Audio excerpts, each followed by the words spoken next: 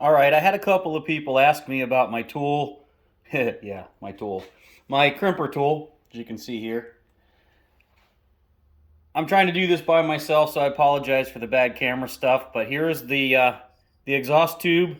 You can see, it was just a piece of exhaust pipe, 1.75 inches that I bought from Advanced.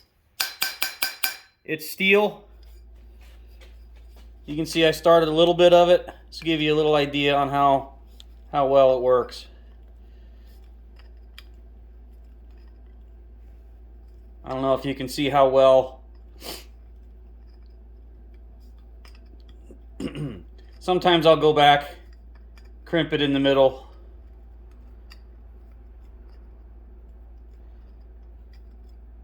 I know some of you had questioned how well it works on, say, steel versus aluminum, or how hard it is to crimp. I mean, I'll finish this to go all the way around here.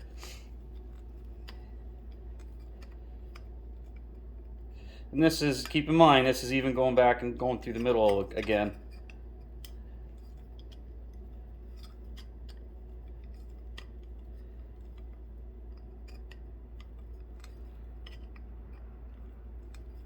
I mean, this is, yeah, it does give your hand a little bit of workout, but not bad.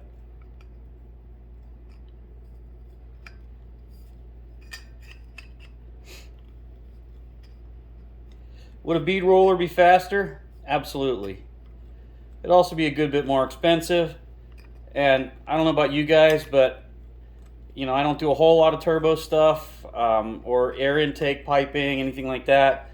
The random connector like this, to me, it's easier just to do something like this, and there you have it.